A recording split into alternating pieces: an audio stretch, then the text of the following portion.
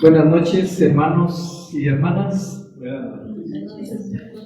Bueno, también a los que ya se van a conectar o se están conectando ya a la catequesis correspondiente para este día, pues buenas noches a ustedes que también estarán al pendiente desde sus lugares.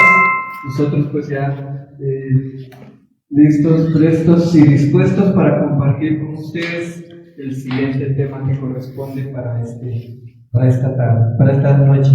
Nos vamos a poner actitud de oración, vamos a pedir al Espíritu Santo que nos ilumine para que vayamos a ir reflexionando, tanto para nosotros como para la vida de la iglesia, pues sea mucho bien para los cristianos. En el nombre del Padre, del Hijo y del Espíritu Santo. Amén. Oh Espíritu Santo, amor del Padre y del Hijo, inspírame siempre lo que debo pensar, lo que debo decir, cómo debo decirlo, lo que debo callar, cómo debo actuar, lo que debo hacer para procurar tu gloria en bien de las almas y de mi propia santificación. Espíritu Santo, ilumina mi entendimiento y fortifica mi voluntad. Dame agudeza para entender, capacidad para retener, método y facultad para aprender, sutileza para interpretar, gracia y eficacia para hablar. Dame acierto al empezar, dirección al progresar y perfección al acabar. Padre nuestro que estás en el cielo, santificado sea tu nombre. Venga a nosotros tu reino, hágase tu voluntad en la tierra como en el cielo. Danos hoy nuestro pan de cada día, perdónanos nuestras ofensas, como también nosotros perdonamos a los que nos ofenden. No nos dejes caer en tentación y líbranos del mal. Amén. En el nombre del Padre, del Hijo y del Espíritu Santo. Amén. Bueno, hermanos y hermanas, hoy vamos a compartir el tema número, ¿qué número vamos? 12. ¿Sí? Ya pasamos un poquito más de la mitad. La pregunta siempre es, ¿cuánto yo he ido aprendiendo de estos temas? Tanto de lo que se dice acá, de lo que podemos reflexionar aquí en grupo, con lo que también podemos ir leyendo desde nuestras casas, en nuestros momentos libres. Sabemos de que aquí pues son algunas ideas centrales del tema que se reflexionan. Sin embargo, pues el tema pues a veces es extenso, tiene muchas citas bíblicas, y entonces para comprenderlo mejor también es importante que en nuestro hogar pues vayamos leyendo algunas citas bíblicas que aparecen dentro del tema. Hoy vamos a profundizar, a reflexionar sobre el tema número 12, que es la acción del Espíritu Santo en la iglesia. ¿Sí? La acción del Espíritu Santo en la iglesia. Recordemos de que veníamos platicando con ustedes que el Espíritu Santo es el que ha guiado la iglesia, ¿sí? Entonces el papel, la acción del Espíritu Santo dentro de la iglesia. Recordemos, en los últimos 4 temas hemos platicado las 4 notas o características sobre nuestra iglesia. ¿Sí? En los 4 temas anteriores se reflexiona sobre las características propias de la iglesia que todos los domingos profesamos en el credo cuando participamos de la Eucaristía. A ver, sin ver nuestros folletos, ahí yo creo que hemos platicado mucho con ustedes estas 4 notas, ¿sí? Estas 4 características. ¿Por qué decimos que nuestra iglesia es una? A ver. Santa, católica. Pero ¿por qué es una? ¿Sí? ¿Por qué es una? ¿Alguien que quisiera comentar? libremente o sí, porque es universal. ¿Qué más? No, una hermana estuvo libremente, ¿qué es? Apostólica, bueno, sí, es una. Sí, la iglesia es una porque es universal. Eso es lo que reflexionaba con ustedes. También la iglesia es santa porque su fundador es santo y todos estamos invitados a la santidad. Sí, es católica porque subsiste o está tanto universal como también desde nuestras diferentes dioses. Y apostólica, a ver, esto porque tiene su fundamento, bueno, se sostiene o se ha venido la sucesión apostólica desde Jesús, los apóstoles y luego los sucesores de los apóstoles, ¿sí? Bueno, creo que en esto pues ya estamos duchos, creo yo, para cuando nos pregunten por qué la iglesia es santa o por qué es católica, al menos ya tenemos una idea porque ya lo hemos reflexionado en los 4 temas anteriores. No haríamos esa confesión de fe con todo lo que significa, si no fuera, ¿qué dice? Por la acción del Espíritu Santo. Vuelta otra vez. Sí, si no haríamos una confesión si no fuera por la acción del Espíritu Santo. ¿Qué quiere decir eso?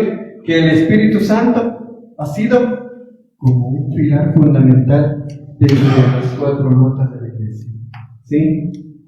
El Espíritu Santo ha tenido desde siempre un papel fundamental para que la vida de la iglesia vaya caminando. Recordemos de que nuestra iglesia, cuando veíamos un poquito estas 4 notas, decíamos que a lo largo de la iglesia también ha tenido quizá algunos tropiezos, algunas etapas que realmente pues ha sido dura para la iglesia. Sin embargo, por la acción del Espíritu Santo, estamos hasta donde estamos.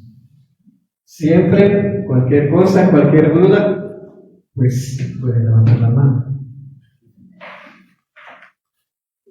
El objetivo de este tema, entonces, ¿cuáles son? 3. Primero, señalar algunos rasgos característicos del Espíritu Santo dentro de la vida de la iglesia. Primero, ¿qué características tiene el Espíritu Santo en la vida de la iglesia? Segundo objetivo es mostrar la continuidad y unidad dentro de la Sagrada Escritura y el Espíritu Santo en base al actuar del Espíritu Santo a lo largo de la historia de la salvación. ¿Sí? Recordemos de que a lo largo de la historia de la salvación el Espíritu Santo ha estado presente. ¿Sí? Por eso dice acá la unidad de la Escritura en base al actuar del Espíritu Santo. Y tercero, despertar el anhelo por profundizar en la tarea del Espíritu Santo. Profundizar en esa tarea del Espíritu Santo como alma de la iglesia, cumpliendo la misión de Cristo, pueda estar permanente, presente entre los fieles. Esto tenemos que tener bien claro, que el Espíritu Santo es como el alma de la iglesia. Podríamos decir que la iglesia, todos formamos el cuerpo, pero el alma es el Espíritu Santo. El Espíritu Santo, ¿sí? En un primer momento dice la palabra en Pentecostés. Creo que todos tenemos idea, hemos escuchado qué pasó en Pentecostés. A ver, ¿alguien? ¿Qué pasó en el día de Pentecostés? Bajó el Espíritu Santo en forma de fuego y se posó, ¿dónde? Sobre la cabeza de los apóstoles y la Virgen María. ¿Sí? Entonces, el Pentecostés, en efecto, el Espíritu Santo descendió en numerosas lenguas de fuego. Dio a cada uno la capacidad de hablar otras lenguas. ¿Ahora creen ustedes si los primeros cristianos, los apóstoles, los primeros sucesores, recibieron el Espíritu Santo? Nosotros tenemos esa capacidad también. ¿Creen ustedes? ¿Será que tenemos las capacidades que ellos tuvieron? Pues es el mismo Espíritu que ellos recibieron, que hemos recibido en nuestro bautismo. De alguna manera, tal vez no precisamente, tal vez algunos, pero en la cuestión de las lenguas, sino tal vez en los carismas, en las virtudes, que el Espíritu Santo pues ha ido teniendo un papel en la vida de la iglesia. También dice, y de oír a los demás hablar en su propia lengua. Creo que en este folletito pues tenemos un sinfín de citas bíblicas.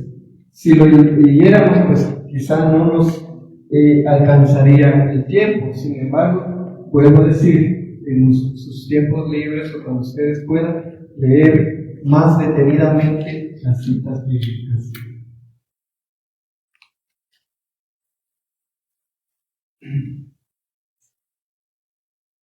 El Espíritu Santo. ¿Qué es? Aquí es una pregunta. ¿Quién es el Espíritu Santo? A ver, Dios. La tercera persona. ¿Qué más? ¿Alguien más? ¿Quién es el Espíritu Santo? El Consolador. Quien nos santifica. El que nos santifica. ¿Perdón? El dador. Es el Espíritu de Dios. El Espíritu de Dios. No tenemos que perder de vista que es la tercera persona de la Santísima Trinidad. ¿Sí? Creo que muchos hablamos del Padre, del Hijo, pero dice, creo que si no estoy mal, dice el Papa Francisco, que el Espíritu Santo es el más desconocido a veces en nuestra iglesia. ¿Sí? A veces dejamos por último al Espíritu Santo. Sin embargo, tendríamos que tenerlo también como parte de nuestra vida espiritual, la persona del Espíritu Santo. ¿Por qué? Porque de Él recibimos los dones, los frutos del Espíritu Santo. Bueno, entonces, ¿quién es el Espíritu Santo? Ya dijimos, es la tercera persona de la Santísima Trinidad. Ahora, ¿cómo sigue actuando en el hoy de la iglesia? ¿Cómo sigue actuando? Aparte de lo que tenemos acá. ¿Cómo sigue actuando hoy? Decíamos, es primero que ha guiado la iglesia, sigue guiando, sigue sosteniendo la iglesia a través de personas concretas.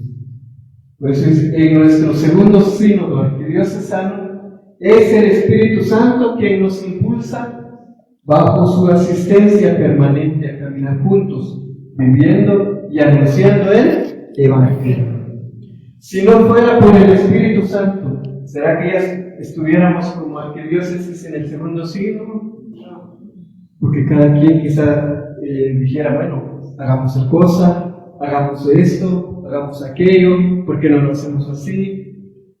Quizá están esas opiniones, pero si no estuviese presente en este proceso sinodal del Espíritu Santo, de alguna manera no sería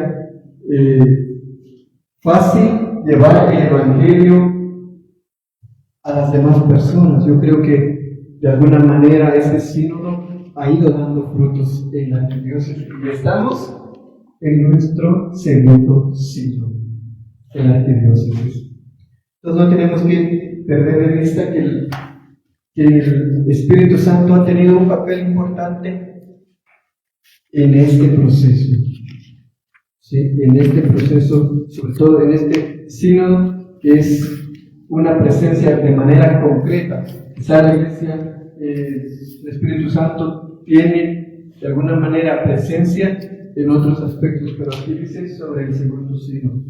Vemos ahora el Espíritu Santo en el Antiguo Testamento. Creo que es importante tener presente que desde el Antiguo Testamento podemos encontrar aquí en nuestro proyecto varios textos bíblicos que nos ayudan a comprender la presencia del Espíritu Santo en la vida del pueblo de Israel. ¿Sí? Por ejemplo, tenemos aquí Génesis 1:26, Sabiduría 15:11, que van a revelarnos la asistencia del Espíritu Santo en la vida del pueblo de Israel. Si el Espíritu Santo iluminó a ese pueblo de Israel a caminar hacia su objetivo, de llegar a la tierra prometida, de alguna manera es el mismo Espíritu que sigue iluminando a la iglesia hoy para llegar a alcanzar su plenitud en Cristo. También dice, debemos tomar en cuenta que Dios no se reveló en un solo momento, ¿sí? Dios sino en forma gradual, continua y progresiva. Por ejemplo, el Espíritu Santo dice, si leemos los pasajes del Génesis que hemos estado leyendo casi en estos días, en las lecturas continuas de las celebraciones de la Eucaristía, cómo el Espíritu Santo estaba presente desde la creación, como para poner un ejemplo. Por eso dice acá que Dios no se reveló en un solo momento, sino de forma gradual. Por ejemplo, el Espíritu Santo dice, aleteaba ¿dónde? Sobre las aguas. Después el Espíritu Santo, a través del soplo, ¿hacia qué? Hacia las personas. ¿Sí? Bueno, creo que el Espíritu Santo dice acá, se ha manifestado una revelación gradualmente y progresiva, respetando los tiempos de su pueblo. Por tanto, no debemos esperar encontrar la misma visión del Espíritu Santo, por ejemplo, el Génesis e Isaías. De alguna manera, la misión del Espíritu Santo, la visión del Espíritu Santo que se tenía en el Antiguo Testamento, va a ser diferente a la misión que realiza en el Antiguo Testamento. Y lo vamos a ver a continuación. Acá es importante tener presente, y algunos me van a ayudar, ¿sí? Sobre todo los que están acá presentes, con la lectura de un versículo de la Biblia para comprender esto, porque esto, como le digo, solo son ideas para comprender. Vamos a leer en un primer momento el libro de Ezequiel, la cita bíblica de Ezequiel 36, capítulo 36, versículo 25. Alguien que nos haga el favor de leer el libro del profeta Ezequiel, capítulo 36, versículo 25. Si no, pues aquí lo leemos. Acá dice: los rociaré con aguas puras y serán purificados de todas sus impurezas y de todos los ídolos con que los han manchado. ¿Sí? De alguna manera, el agua, está hablando del agua, espíritu que purifica, ¿sí? Espíritu que purifica. Los rociaré con aguas puras y serán purificados de todas sus impurezas. El Espíritu Santo, ya vemos los símbolos del Espíritu en la Sagrada Escritura. Expresa el viento, el agua, el viento, el aliento de vida. Es lo que decía al inicio, hace un momento, el aliento de vida que Dios da a la persona. ¿Sí? Cuando leemos el Génesis y vemos el relato cómo Dios crió al hombre, ¿sí? Lo formó y después dice, le dio un soplo de vida, es decir, un aliento de vida. La persona de alguna manera tiene eso. Ya vimos lo del agua, que es de purificación, y ahora vamos a leer lo que dice el libro del Éxodo en el capítulo 3, versículo 2. ¿Sí? ¿Alguien lo tiene? Capítulo 3, versículo 2 del Éxodo. ¿Alguien? Y se le apareció el ángel de Jehová en una llama de fuego en medio de una zarza. Y él miró y vio que la zarza ardía en fuego, mas la zarza no se consumía. Muy bien. Acá dice el fuego, el ser y el actuar de Dios. Esta cita bíblica nos hace referencia cuando Moisés ve a lo lejos la zarza, dice, ardiendo que no se consumía.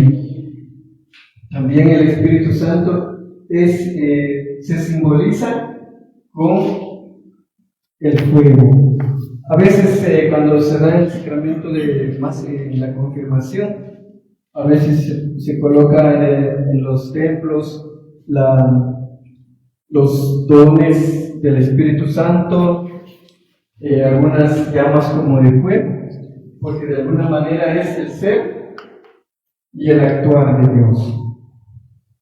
Sí, el Espíritu Santo también dice, el Antiguo Testamento proclamaba muy claramente al Padre y más al Hijo. El Nuevo Testamento revela y hace eventual la divinidad del Espíritu. Eso tenemos que tener claro, que dice en el Antiguo Testamento se hablaba, dice se proclamaba al Padre. En el Nuevo Testamento ya se hace presente el Hijo y el Espíritu Santo. Tenemos que tener claro que de alguna manera, por eso veíamos anterior, la manifestación de Dios o la revelación se ha dado de manera progresiva. El Espíritu Santo ahora en el Nuevo Testamento.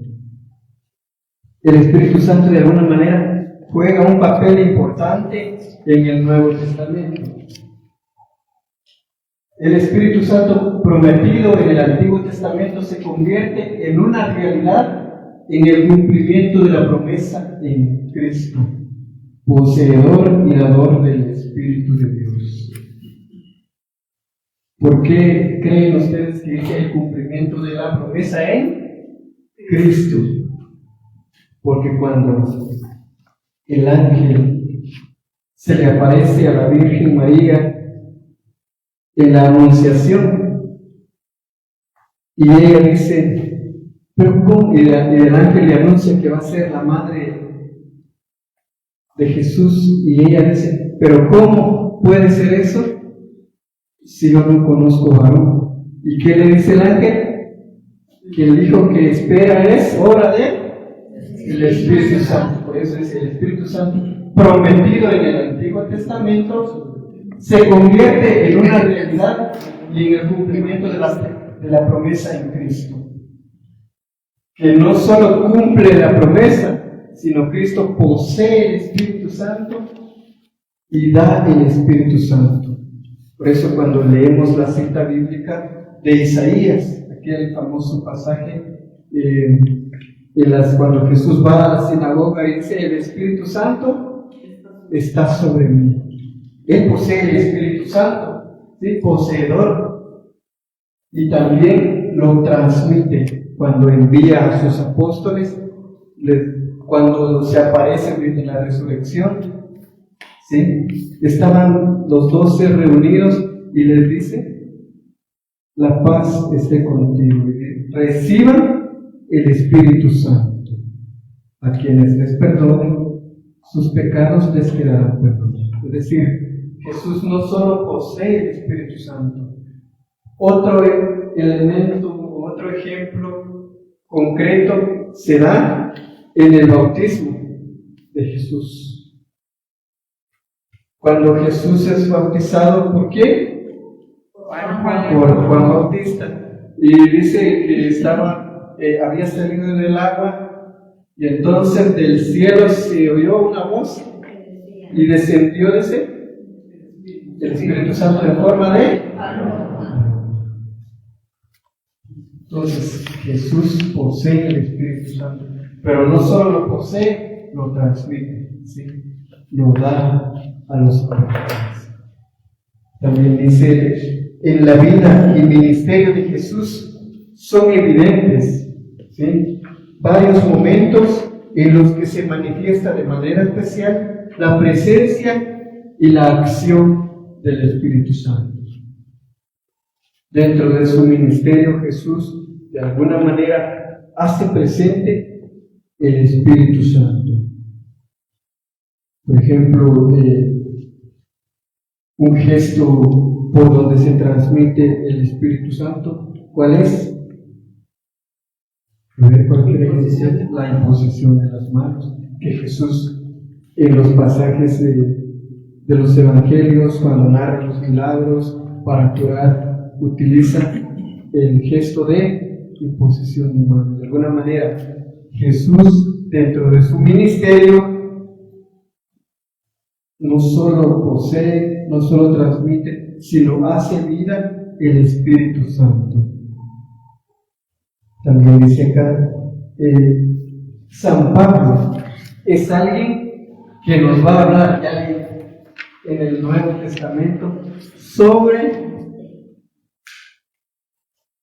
la misión propiamente del Espíritu Santo. Sobre todo dice San Pablo, en cuanto al principio de un nuevo ser, suscita, cree también un nuevo dinamismo en el obrar. Por ejemplo, la carta de San Pablo a los Gálatas, en el capítulo 5, del versículo 22 al 25. Vamos a escuchar, vamos a leer lo que dice. Los frutos, los dones, ¿sí?, todo lo que procede del Espíritu Santo. De alguna manera, el Espíritu Santo para San Pablo tiene un papel muy importante. Perdone, ¿cualquiera puede poner mano? No. Creo que eso tenemos que tener presente. Bueno, aquí, para los que están escuchando o viendo la transmisión, me preguntan si cualquier persona puede imponer las manos. Y la respuesta es no. Porque la imposición de manos está reservada solo a los sacerdotes en diferentes grados, ¿sí? El presbiterado, el episcopado, los obispos, el presbiterado, los sacerdotes y el diaconado, de alguna manera, pero únicamente ellos, ¿sí?, son los que pueden imponer las manos. Incluso, y eso es un signo concreto cuando van y ungen en la unción de los enfermos, ¿sí? Solo ellos pueden imponer las manos. De allí, nadie más. Creo de que eso es importante tenerlo claro, porque a veces, tal vez aquí no se da, o ustedes podrán haber visto en otros lados, que algunos se dan ese papel de imponer las manos. Sin embargo, no es su oficio, digamos, no es su tarea hacer eso. Yo lo que he visto, una cosa que he visto cuando alguien va a predicar, a toda la gente que va a estar en la predica le dicen que extiendan su mano sobre el fulanito que va a dar la plática. ¿Eso es correcto? Creo de que, bueno, yo con el respeto y cualquier cristiano se merece, yo solo he visto esto en algunos evangélicos o sí, cristianos evangélicos, o más de alguna vez en los movimientos de renovación carismática católica. Sí, con el respeto, ¿verdad? No estoy hablando mal, sino son cosas que a veces se hacen porque no sabemos, sin embargo, no se deben de hacer. Igual cuando alguien pues va a predicar, se supone pues que para una predicación, creo que de alguna manera los que predican delegados de la palabra, o no sé, aquí en la parroquia quién puede hacer una celebración de la palabra, pero para una reflexión tiene que tener un momento de preparación, ¿sí? Para dar una reflexión, para ir a predicar, ¿sí?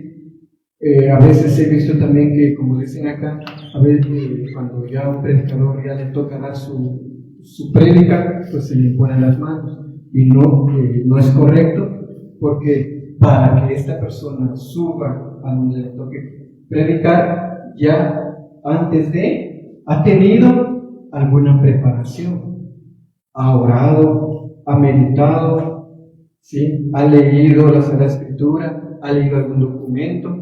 Entonces, no es válido, ¿sí? No podemos negar también la eficacia del Espíritu Santo en el momento. Sin embargo, la persona quien esté a cargo ha tenido una preparación, ¿sí? La idea que se ha un poquito metido ahí, podría decir, o se ha confundido, es de que, bueno, voy a predicar y que el Espíritu Santo me ilumine, que Él hable, no, sino una predicación se prepara, ¿sí? Como digo, no vamos a negar también la eficacia, la presencia del Espíritu Santo, que también tiene su papel importante, pero creo de que es esa parte de que no está permitido imponerla a las manos, y sale por eso porque solo ustedes se dan cuenta, es su mandato, no es alguien que cualquiera lo puede hacer. Cuando Jesús envía a la misión a los 12, les impone las manos. ¿Para qué? Para expulsar demonios. ¿Para qué más? Para sanar, etcétera, etcétera. Esta imposición de manos se ha venido dando. Y cuando es una ordenación, ustedes han estado en alguna ordenación diaconal, presbiteral, se les impone las manos. Y distinto es, creo que cuando se da un envío también los sacerdotes, cuando creo que hace 15 días, si no estoy mal, algunos catequistas recibieron el envío. El sacerdote, fue el único quien impuso las manos sobre los catequistas acá en la parroquia, ¿sí? Entonces solo es papel de los sacerdotes, ¿sí? Eso tenemos que creer. Como digo, pues sin ofender, pero tal vez se ha caído en ese error por falta de conocimiento o por desconocer cuál es la misión, porque a veces conociéndolo y todavía se hace, pues también estaríamos no siendo obedientes a lo que es la doctrina de la Iglesia. Por ahí, ¿sí? ¿Alguien más quisiera comentar algo o preguntar algo sobre lo que llevamos diciendo? Yo tengo duda. En el Antiguo Testamento, la gente de ese tiempo no conocía mucho el Espíritu Santo como ahora. Bueno, sí, de alguna manera el pueblo de Israel veía la presencia del Espíritu Santo, no como ahora. Por eso decíamos anteriormente que se ha ido dando estas manifestaciones o revelaciones progresivamente, ¿sí? No es de que no tenían la noción, ¿sí? Sino de alguna manera sí sabían, porque cuando leemos el Antiguo Testamento vemos cómo el pueblo de Israel no pierde la esperanza de llegar a la tierra prometida. De alguna manera el Espíritu Santo fue quien los fue iluminando, los fue acompañando, los fue guiando, Tal vez ellos no lo vieron como el Espíritu Santo como lo vemos ahora, sí, o quizás sí en algún momento, pero ahora esta revelación del Espíritu Santo se ha ido dando más concretamente. Por eso dice el Espíritu Santo, que era algo prometido en el Antiguo Testamento, se convierte en realidad en Cristo, que posee el Espíritu Santo y a su vez lo transmite. Es decir, era una promesa, se cumple en Cristo y se transmite. No sé si me explico. No sé si... Pero ya se menciona desde Génesis. Sí, se menciona Desde Génesis cuando dice que el Espíritu de Dios se movía sobre las aguas. Sí, de alguna manera, sí, ya existía el Espíritu Santo. Creo de que el Espíritu Santo, como decía acá el tema, en la vida de la iglesia ha tenido su papel importante, ha guiado la misión de la iglesia. Sí, por eso decía al inicio que si no fuera por la presencia del Espíritu Santo, difícilmente la iglesia fuera caminando a como lo ha ido siendo, porque han venido dificultades contra la iglesia, quizá ha tenido tropiezos, pero el Espíritu Santo es quien la ha ido iluminando. No sé si hay otra duda. El Espíritu Santo, yo pienso que se hizo más, y lo conocemos más desde la encarnación, cuando le habló a David. Ahí Dios se conoció más. Sí, ya cuando vemos la figura o el papel del Espíritu Santo en el Nuevo Testamento, sí, ya hay más formas o modos de conocer a través de los textos que la misma Sagrada Escritura nos va presentando. Por ejemplo, el tema de la encarnación, que pues por el Espíritu Santo Cristo es engendrado en el vientre de la Virgen María.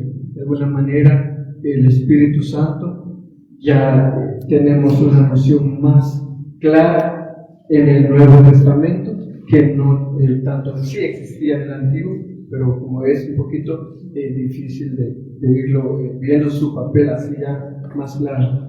Como por ejemplo, en Pentecostés es otro elemento clave donde el Espíritu Santo ya está presente en la vida de la iglesia. ¿Alguien más sobre lo que es el Espíritu Santo en el Nuevo Testamento? Cuando Jesús le dice a los apóstoles que no se muevan hasta que ellos van a dar Sí, cuando leemos los Hechos de los Apóstoles, creo que antes de llegar propiamente al texto que nos habla sobre Pentecostés, allí dice: los apóstoles estaban a puerta cerrada. ¿Por qué? Por miedo a los que los mataran, a que los persiguieran. Pero cuando viene el Espíritu Santo, se abre un nuevo horizonte, porque el Espíritu Santo es como la fortaleza que ellos reciben. ¿Sí? Claro, los apóstoles estaban reunidos juntamente con la Virgen María. El texto nos dice: por miedo estaban encerrados, pero el Espíritu Santo que viene y se posa sobre ellos les abre camino, les abre un nuevo horizonte y van, porque saben que han recibido el Consolador. Por eso, cuando se lee también la cita bíblica de la ascensión del Señor, ahí dice: me voy, pero les enviaré.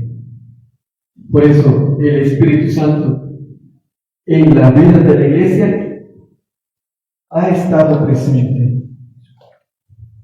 En el Evangelio, si no estoy mal, en el Evangelio de San Mateo, en el capítulo 28, versículo 20, ahí podemos ver claramente cómo el Espíritu Santo está presente todavía en la vida de la iglesia. ¿En qué momento? Cuando Jesús envía a la misión y dice, y yo estaré con ustedes hasta el fin del mundo. Claro, la presencia física de un Jesús, pues tal vez no es.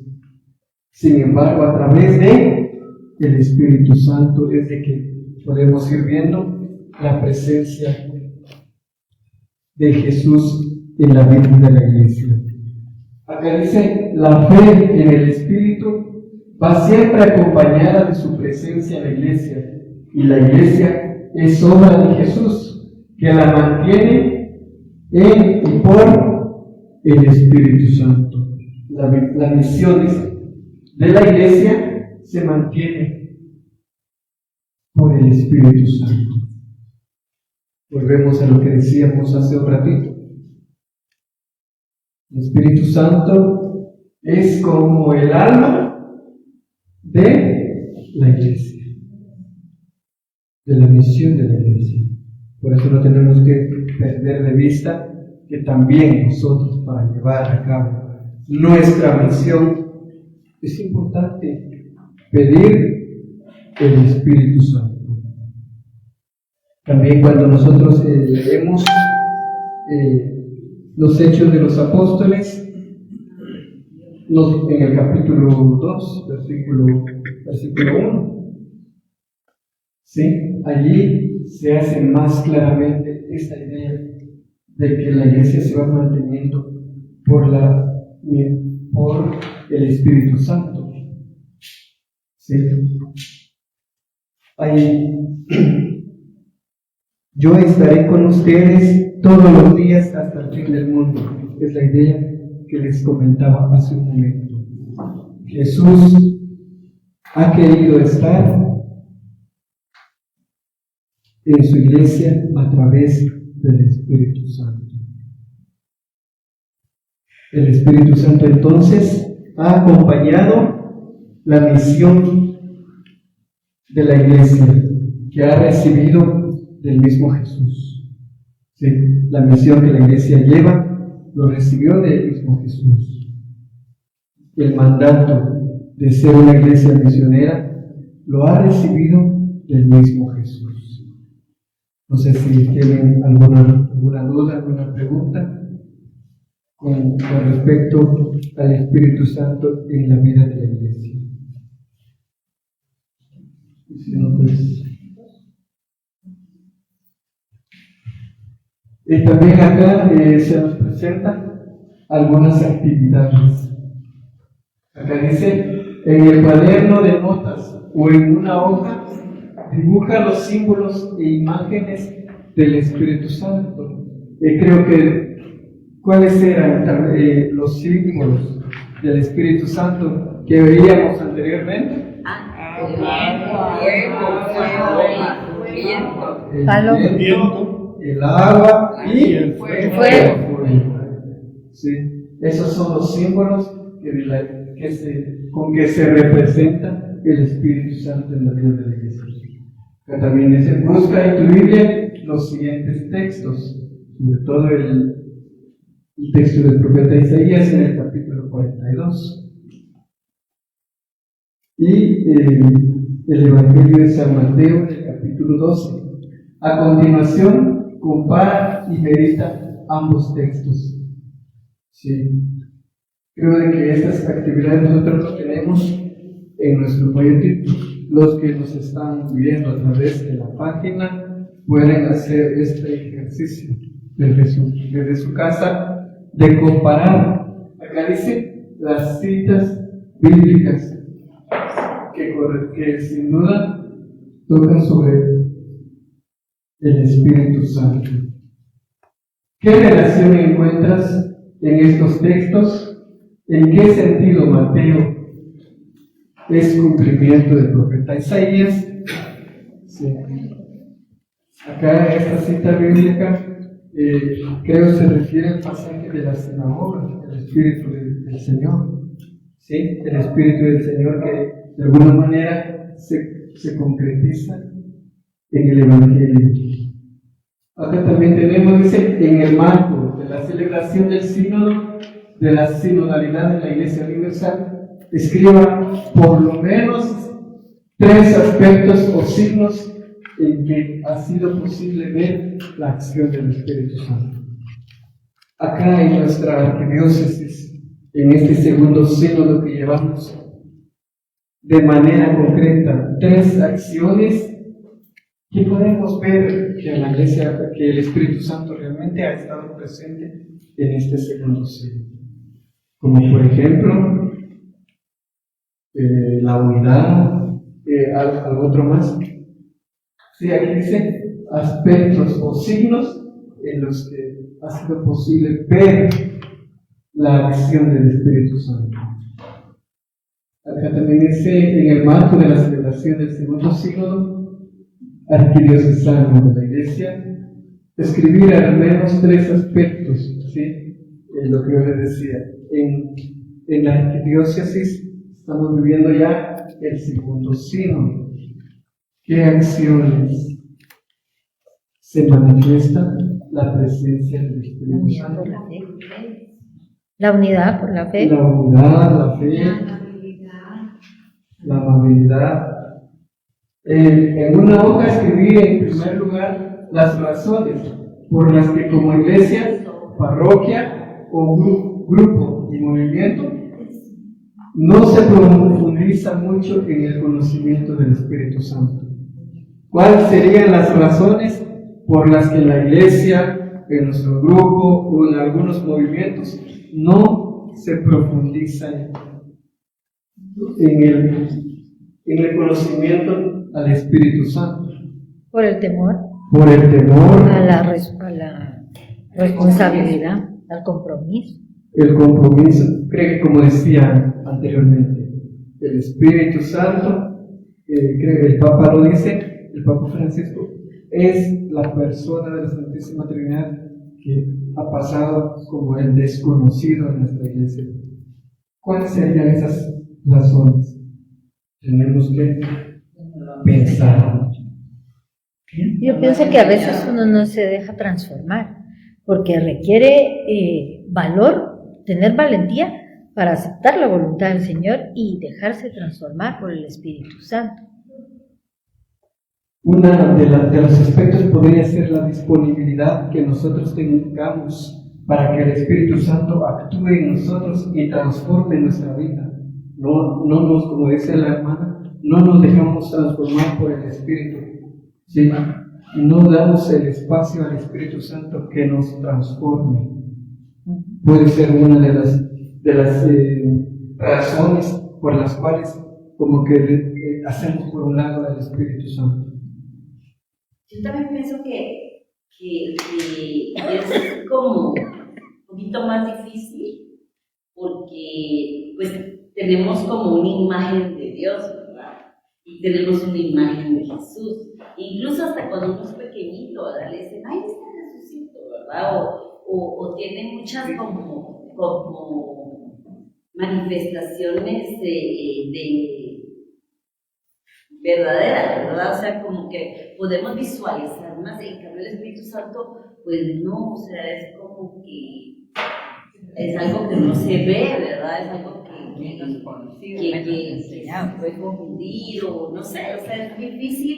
Y yo creo que a uno le cuesta, como decía la hermana, le cuesta como, o lo que decía usted, le cuesta como hasta como tener esa relación, se puede decir, ¿verdad? Porque es como más fácil, ¿verdad? En nuestra mente, ¿verdad? Pequeñita, ¿verdad? Porque no tenemos, ni nos han enseñado que, siento que las personas antes de nosotros, una generación antes de los abuelos y eso, menos. Sí, yo creo de que lo que usted dice pues es importante. Ahora, nosotros entonces tenemos esa tarea de ir transmitiendo o ir enseñando a los demás que el Espíritu Santo es la tercera persona de la Santísima Trinidad que veíamos anteriormente. No sé si alguien más quiera aportar algo, y si no, pues vamos a ir terminando con nuestro tema. Yo creo que una de las causas para que esto sea el gran olvidado, o como se le llama de otras formas al Espíritu Santo, es eso que usted mencionó ahorita. Se le llama la tercera persona de la Santísima Trinidad. Porque Él es la tercera. Él es Dios. No hay un primero, un segundo, ni un tercero. Es la Santísima Trinidad, son tres. Pero yo, en lo personal, no le daría el primero, el segundo y el tercer lugar. Sí, se dice que es la tercera persona de la Santísima Trinidad, porque está el Padre, el Hijo y el Espíritu Santo. Sin embargo, no es que existan tres personas diferentes, ahí está, ¿sí? Sino solo es uno. Como dice Jesús mismo, así como el Padre está en mí, dice Jesús, yo estoy en el Padre. Ahí se manifiesta la unidad de las tres personas divinas. Bueno, espero de que me haya dado a explicar con este tema que realmente hablar del Espíritu Santo es realmente profundizar más concretamente. Bueno, entonces vamos a finalizar con la oración. Nos vamos a poner de pie y vamos a hacer nuestra oración. Vamos a leer a una sola voz la oración que está acá sobre el segundo sínodo arquidiocesano. En el nombre del Padre, del Hijo y del Espíritu Santo. Amén. A una sola voz. Padre misericordioso, concédenos la gracia de caminar juntos, que el Espíritu Santo nos ilumine en el segundo sínodo de la Arquidiócesis de Santiago de Guatemala. Ayúdanos a vivir y anunciar el Evangelio del Hijo, que a la escucha de diálogo en comunidad nos acerque como Iglesia Samaritana a la realidad que hoy vivimos en esta porción del pueblo de Dios. Que Nuestra Señora de la Asunción, doce de la palabra, interceda para que este sínodo nos lleve al encuentro con los hermanos más necesitados. Lo pedimos por Jesucristo nuestro Señor. Amén. Caminemos juntos viviendo y anunciando el Evangelio.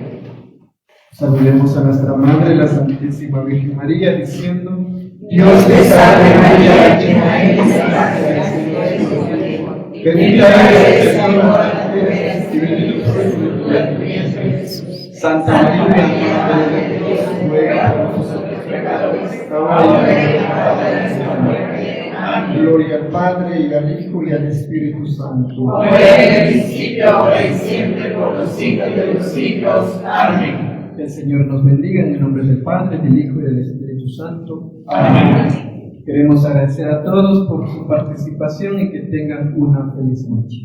Gracias.